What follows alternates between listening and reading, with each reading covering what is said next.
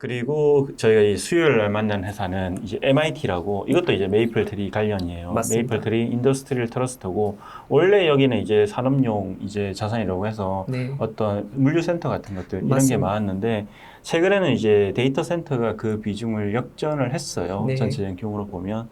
근데 여기는 또 보니까 이제 싱가포르는 이제 데이터 센터에 투자한 리츠가 3개 정도 있죠. 원래 2개였는데 작년에 하나 늘어서 2개, 3개인데 그 전까지는 이제 MIT랑 KPL DC 리츠가 대표적이었는데 차이가 확실히 있는 것 같아요. 네. 뭐 두 회사 다 그 얘기를 많이 강조했고 맞습니다. MIT는 일단 우리는 부동산만 알고 오퍼레이션은 모른다. 그 얘기를 되게 많이 했던 것 같고요. 이제 반대로 KPL DC 리츠는 사실은 오퍼레이션 부분에서 상당히 경쟁력이 있는 회사고요. 네. 그런 회사였던 것 같아요. 네. 한번 소개해 주시죠. 네, 사실 이 메이플트리 산하에 2개의 인더스트리얼 자산이 있는데 하나는 메이플트리 로지스틱스 트러스트라는 여기는 진짜 이 물류 관련 자산만 가지고 있고요. 그 외에 이제 그 외에 이제 인더스트리얼 자산 사실 한국에는 좀 생소할 수 있는데 한국에서는 뭐 아파트형 뭐 공장 이런 자산들이 싱가포르에는 많이 있습니다. 네. 어떻게 보면 예전에 좀 많이 활용됐던 좀 노후화가 진행된 자산들이죠. 그래서 그런 자산들을 원래 많이 가지고 있었던 이제 이런 자산 위주로 가지고 있었던 리츠가 이 MIT 메이플트리 인더스트리얼 트러스트였습니다. 하지만 이제 이런 자산의 환계가 앞서 제가 말씀드린 것처럼 노후화가 좀 되어 있고 그다음에 또 산업 구조적으로 성장성이 멈춰 있다 보니까 이 리츠가 이제 선택했던 게 기존 자산의 재개발 저희가 또 방문했었던 뭐 하이텍 그런 이제 자산으로 그러니까 빈스파크라고 부르는데 맞습니다. 네. 실제로는 이제 그냥 이 약간 구조는 다르긴 한데 지식산업센터가 상당히 유사해요. 근데 한국에 이제 네.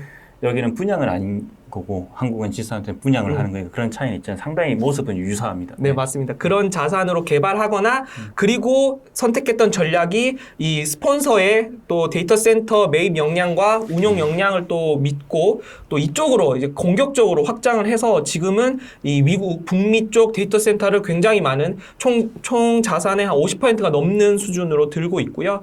또 설명해 주신 것처럼 다른 리츠들은 자산 보유뿐만 아니라 이 데이터 센터의 오퍼레이션까지 수행하지만 이 MIT 같은 경우는 이 데이터 센터를 펀드로 들고 있거나 아니면 그냥 그냥 단순 건물만 좀 보유하는 형태로 하고 있기 때문에 본인들은 이게 오퍼레이션 리스크를 줄이는 전략이다라고 얘기는 하지만 또 투자자들은 이걸 또 가려서 또 투자할 때 참고할 수 있을 것 같습니다. 네, 너무 단호하게 네. 우리는 오퍼레이션 몰라요 그래가지고 깜짝 놀라긴 했는데 뭐 하여튼 컨셉은 명확했어요. 네, 맞습니다. 네. 이런 MIT가 있었고요. 사실은 저는 좀 제일 신기했던 게 이 프레이저스 센터 포인트 트러스트예요. 왜냐하면 이게 리테일 리츠인데 구분을 하자면 또 한국에는 잘 없는 컨셉의 어떤 리테일이에요. 그러니까 이거는 어찌 보면 싱가포르라는 나라, 싱가포르인들의 어떤 생활 양식을 좀 알아야만 이게 좀 이 수긍이 가는 리츠인데 이 싱가포르는 일단 몰 문화라고 많이 하잖아요. 네, 이제 맞습니다. 몰에서 많은 소비를 하고 또 집에서 이런 어떤 요리를 잘 안 하는 문화인데 그래서 이제 약간 보면 우리로 치면 이제 뭐 이 서울 CBD가 아니라 뭐 잠실이라든지 노원이나 아니면 뭐 이런 사당이라 이런 약간 리전 쪽에 지역 쪽에 주변에 어떤 큰 몰들이 발달해 있고 그런 것들만 담은 리츠가 또 있거든요. 그게 이제 FCT 네. 프레이저스인데 네. 한번 소개해 주시죠. 아, 네. 이 프레이저 센터 포인트 트러스트 같은 경우에는 말씀해 주신 것처럼 이 싱가포르라는 국가가 워낙 이 구역이 명확하게 이 마리나 베이를 중심으로 한 CBD 그리고 그 외에 이제 좀 뭐 비즈니스를 할 수 있는 뭐 창구 뭐 항구 근처나 아니면 뭐 공항 근처 이렇게 비즈니스 파크 지역 이렇게 명확하게 되어 있는데 이 거주 지역은 주로 이 북부와 그다음에 이 동북부 이쪽으로 해가지고 많이 좀 퍼져 있습니다. 근데 이제 이 주거지 근처의 몰은 아무래도 관광지 주변의 몰과는 다른 모습과 특징을 가지고 있는데 이 리츠의 특징이라고 한다면 이 관광지 몰은 전혀 가지고 있지 않고요. 이렇게 주거지 인근의 몰을 가지고 있습니다. 그러다 보니까 특징이 주로 F&B 쪽에 이제 임차인 비중이 많이 높고요. 그리고 또 싱가포르의 특징이라고 한다면 이 퇴근길에 보통 집에서 저녁을 먹기보다는 저녁을 해결하고 집에 들어가는 그런 좀 특징이 있다고 합니다.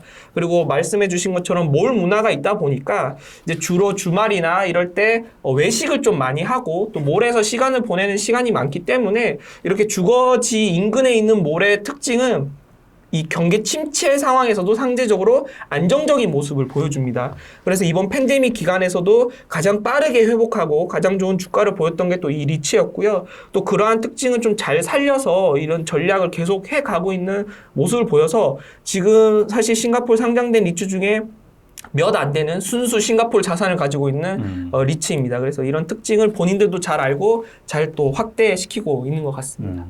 스폰서도 되게 특이해요. 아, 네. 맞습니다. 네.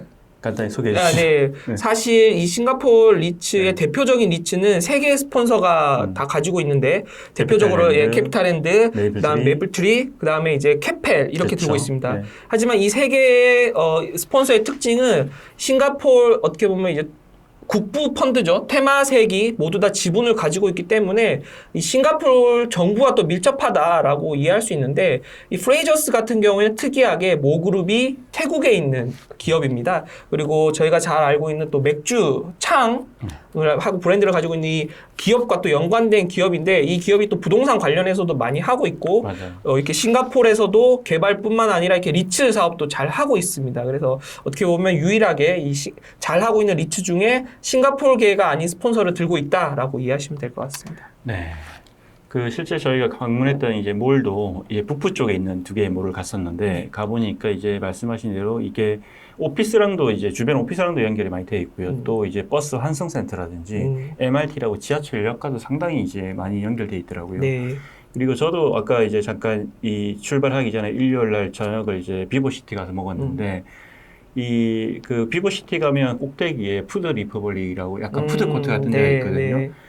사실 이제 출장 가는 기간도 거기서 먹었던 음식이 기억나서 가봤는데 이게 보니까 저는 주말이니까 사실은 주중보다 사람이 없을 거라 생각했더니 훨씬 더 많았어요. 네. 네, 깜짝 놀랐어요. 맞습니다. 네. 알겠습니다. 그리고 저희가 이제 넷째 날은 사실은 하루 종일 캐펠에 있었어요. 아, 네. 캐펠은 이제 보면 뭐 많은 어떤 이제 그 플랫폼들이 있어요. 이제 캐펠 리츠가 있고요. 이건 전통적인 오피스 리츠인 거고 네. 한국에도 이제 서울역의 T타워에 투자를 하고 있고요. 그리고 캐펠 퍼시픽 오크 US 리츠라고 이거는 미국의 현지에 있는 회사와 합작으로 만든 건데 네. 미국의 테크시티라고 해요. 그렇게 하면 제일 심플할 것 같은데 떠오르는 어떤 테크시티에 투자하는 그런 리츠인 것 같고요. 그리고 KIT라고 이거는 리츠는 아니고 비즈니스 트러스트라고 부릅니다. 이제 네. 상장된 인프라에 투자하는 우리로 치면 맥크리 인프라와 유사한 거죠. 맞습니다. 이제 그런 데가 있고 또 이 아시아에서 가장 오래된 이제 데이터 센터 리츠죠. 캐펠 DC 리츠 이렇게 보고 왔는데 사실 아쉽게도 여기는 자산 투어는 저희 가지 못했고 그냥 현지에서 보기만 해서 일단 이 내용은 이 정도로 넘어가고요. 네. 마지막 날 저희가 간 게 이제 제일 큰 리츠예요. 이제 CICT인데 맞습니다. 이거는 사실은 이제 캐피탈랜드가 가지고 있던 CCT와 CMT가 결합된 2년 전이었나요? 2020년이었죠. 네. 네. 그때 이제 M&A 통해서 결합된 리츠고 오피스와 리테일 뭐 두 개가 큰 축인 것 같아요. 네. 이 간단하게 소개 한번 드릴게요. 네. 말씀해 주신 것처럼 싱가포르에서 시가총액 기준으로 가장 큰 리츠고요.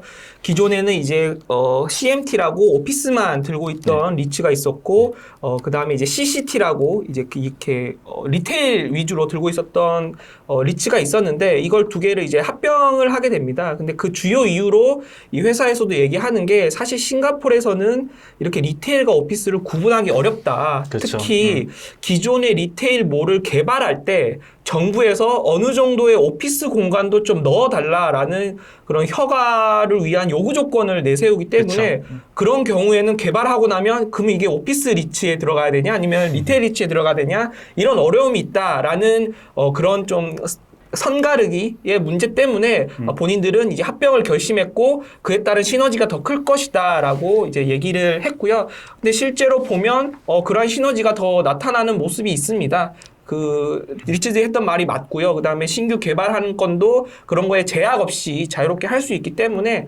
어떻게 보면 그 이후 좀 성공적인 합병 사례였다라고 보여집니다. 저도 그 부분이 되게 인상적이었어요. 이제 그 부분은 우리가 이제 그냥 일단 싱가포르 리츠 대체적으로 대응하는 추세긴 한데 그 어떤 오피스와 리테일 이 두 가지의 어떤 그 믹스된 형태가 또 계속 트렌드가 되고 있고 그런 부분들은 저희도 잘 못 봤거든요. 근데 그날 이제 만났을 때 그 설명을 하더라고요. 네. 맞습니다. 네.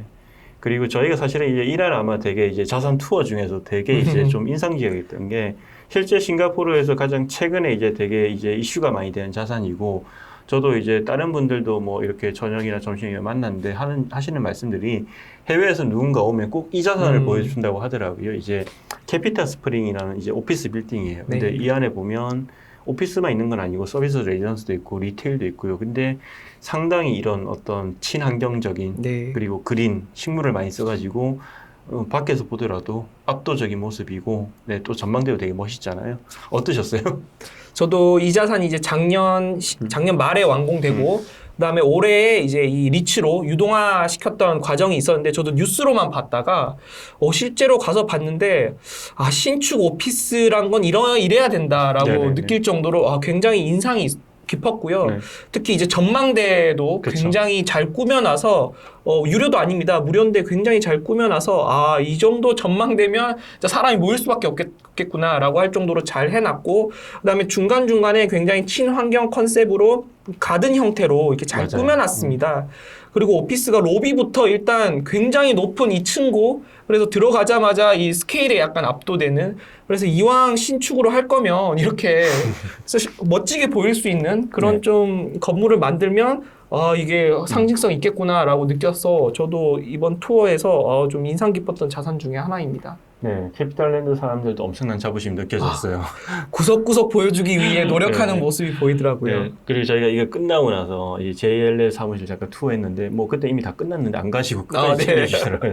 맞습니다. 이게 저도 그래서 갔다 오고 나서 이제 캐피탈 스프링이란 이제 빌딩 이름을 이제 쳐봤더니 블로그에도 글이 되게 많아요. 근데 글들을 보면 이게 부동산 업계에 있는 분이나 리츠 업계에 있는 분들이 아니라 그냥 일반 관광객들이 가가지고 수소문을 듣고 가서 그거를 이제 뭐 사진과 체험기를 썼더라고요. 그 정도로 이게 누가 보더라도 되게 볼만한 자산이니까 이제 네. 리츠 투자에 관심 있는 분은 물론이고 그냥 이 방송을 들으시는 분들이 싱가포르 여행 가거나 도시에 관심 있는 분들 꼭 한번 가보시길 저는 권해드리고 싶어요. 네, 맞습니다. 저도 전망대 여러 군데 가봤지만 손에 꼽을 정도로 또 좋은 뷰를 가지고 있었던 자산이어서 관광객 분들도 이런 정보 알고 가면 좋을 것 같습니다. 네. 그리고 저희가 뭐 그다음에 이제 다이워 하우스 로이스 트러스트라고 이제 만났는데 여기는 이제 작년 12월에 상장을 했고요. 네. 근데 11월, 12월 그 정도였던 것 같은데 이제 일본에 있는 자산들 기초자산 상장을 했지만 향후에 이제 개발하고 있는 자산들이나 갖고 있는 자산들이 다이워 하우스의 동남아시아에 네. 많기 때문에 그 진출을 위해서 만든 리츠예요. 그리고 일본에서 처음으로 싱가포르에 상장한 케이스고요. 네. 또 한국도 이제 많이 이제 상장을 하려고 시도를 했기 때문에 그런 측면에서 사실은 이 회사가 왜 여길 왔는지 그리고 어떤 장점이 있는지 좀 여쭤본 시간이었는데 네. 아쉽게도 싱가포르에 자산이 없어서 네. 투어는 못했고요. 근데 이게 뭐 한국 업계에 계신 분들도 좀 유심히 볼 필요는 있는 것 같아요. 어떤 전략으로 이제 성장을 하고 싱가포르에 갔을 때 어떤 장점이 있는지. 네, 네. 맞습니다. 일단 유튜브로는 간단하게 이 정도 설명드리고요. 사실 저희가 사진 위주로 보여드렸는데 좀 생각보다 길었긴 했는데 네. 네. 싱가포르 상장 리츠 저도 6년 만에 갔고요. 아마 차장님도 한 3, 4년 만에 갔다 네. 오신 것 같은데 재밌게 보시길 바랍니다. 네, 고맙습니다. 감사합니다.